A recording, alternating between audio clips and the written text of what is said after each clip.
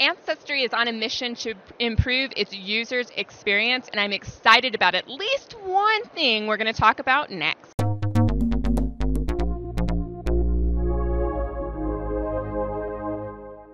Howdy, I'm Devin Noel Lee with Family History Fanatics, and I'm here with John Ericksen, and he has some exciting things that we're going to talk about that Ancestry is releasing. But the first one we're going to talk about goes back to a blog that I've written called Your Ancestor's Not a Flower, a Flag, or a Ship. What is Ancestry just released that is making my heart sing? Well, first off, thanks, Devin, for having me on your show. So Ancestry announced this week that we're releasing a feature called My Tree Tags. And My Tree Tags is actually the direct result of what you talk about. And that is seeing that people are finding creative ways in order to organize and categorize their research, whether that's by uploading photos into their of flags and flowers and ships and into their profile photos, or whether they're using emojis or they're typing certain words into the name field. Yeah, sometimes in the name field it'd be like 1GG, 2HY, 5, whatever. Exactly. And then that stuff through our hinting engine goes out to other people, and it's just confusing to them because they don't know what you were intending to do. And so we wanted to provide a way for our users to be able to have a way to categorize and organize that research so that they didn't have to do that. And so that's essentially what was the kind of impetus behind My Tree Tags.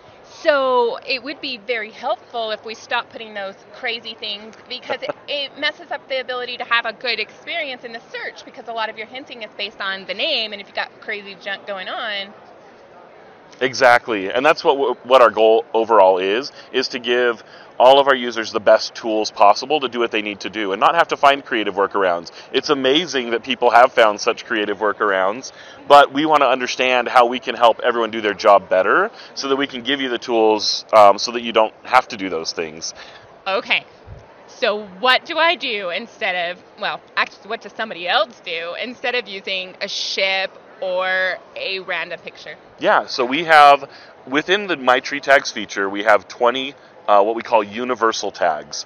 And those are in a variety of categories, such as DNA tags. We have tags around relationship status. We have tags based on research status.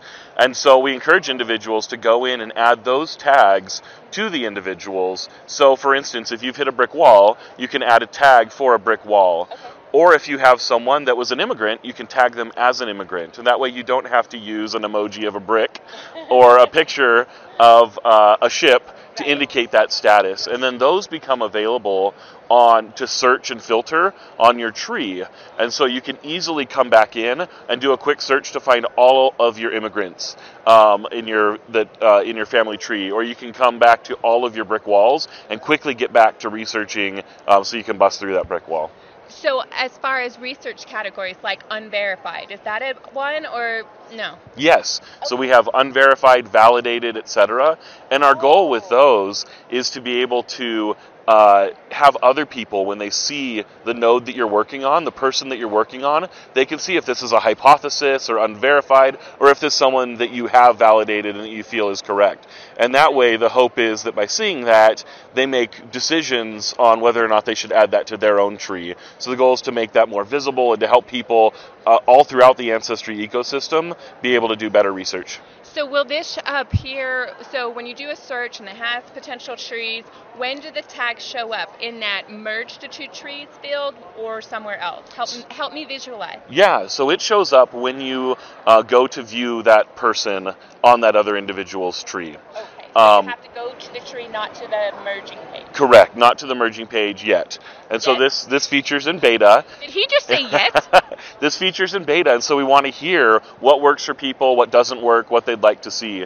And so anyone who's in the beta can, there's an easy link to provide us with feedback so we can know, well, where would you like to see this information so that we can look to adding that in future releases. I want to see it on a merge page.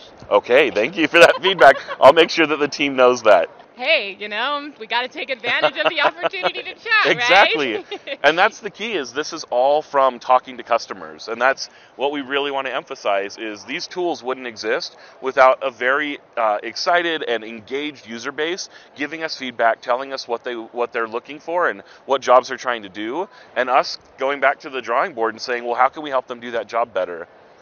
So I heard a rumor that another goal of this tree tagging is a number of people keep their trees private because it's unverified or it's a hypothesis and they're working through. And so they keep it private so nobody keeps copying and paste. And so the hope is, what is the hope?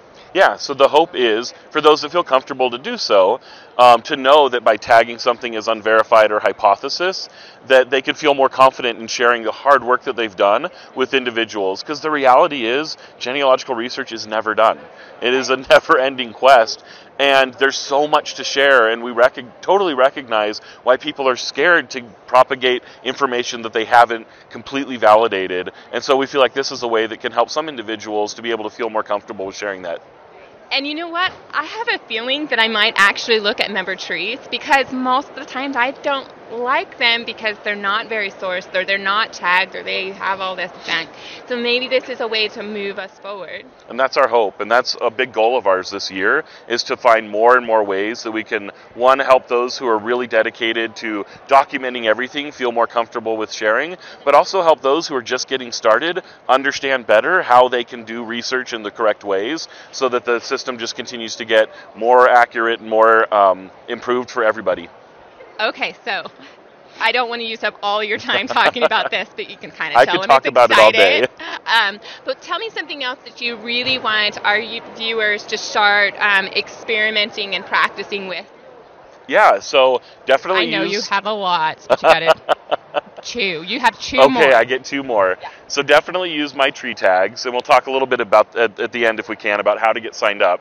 But two other features that we launched here at RootsTech that we're super excited about are tools that allow you to do more research and more categorization with your DNA and your trees together. Okay. So the first of those is what we're calling the new and improved DNA matches experience. Okay. And what this experience does is it allows you to create custom groups, up to 24 different custom groups with 24 different colors for your DNA match list. So on average, most of our users have, or the average user has over 40,000 matches. Okay. And that's a lot. Right. And we recognize that people want better tools to be able to organize, sort, filter that so that they can further their research.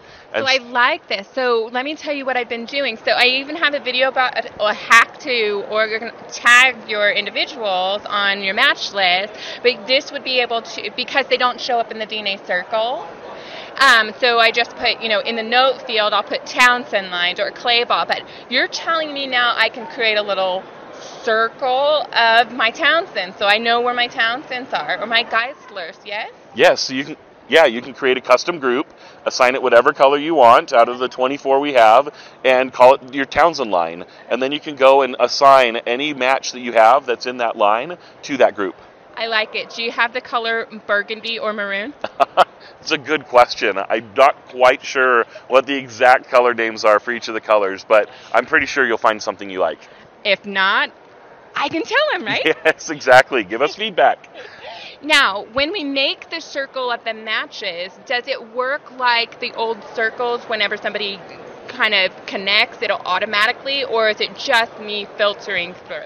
So your match list is your match list. And so the custom groups that you create are for you to organize your work. Okay. But we do have another exciting feature that we've launched this week called Thru Lines. And what Thru Lines does is it allows you to see how you might be connected to other your DNA matches through familial lines. Okay. So you'll be able to see through pedigrees how you may be connected to those, to be able to look and validate and see whether or not you can make new discoveries on how you're related through common ancestors with your match list. So how is that different than the way it's working right now? Because I can see common trees. Is there something different happening? So what Thru Lines does is it uses our extensive library of public trees and private searchable trees as well as DNA to be able to create these linkages through common ancestors. So what it also, and where it's really exciting, is it goes not just through known common ancestors, but potential ancestors, individuals that people may have on their tree that you don't have on your tree, and it shows you how you may be connected through that potential common ancestor to those individuals, the goal being to help unlock potential new discoveries. Does it get confused if you have an adopted line? So I just discovered the biological father of my grandmother. That's the biological line. Does it get confused if I have the adopted line in there too? So what's crucial on that is to make sure you have your DNA attached to the correct tree. So if you have a tree for your adopted line and a tree for your biological line, making sure that you have the DNA attached to the biological line tree. So it sounds like I need to separate off the adopted family.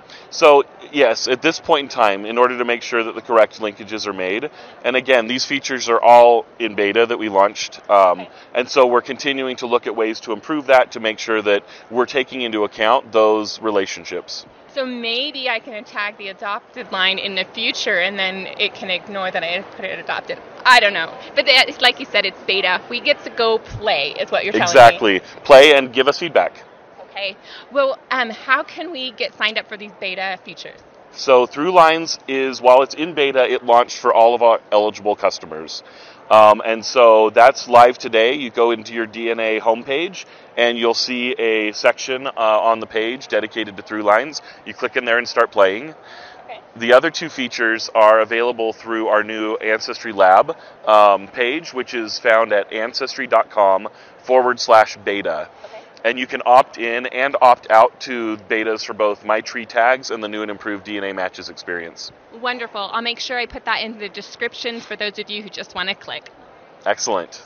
Well, thank you so much for your time. If you have any more questions, be sure to put that in the comment section, and we'll make sure he checks in on occasion to answer those questions. And if we have a really good discussion going, we'll get another video. Thank you so much. We'll see you later.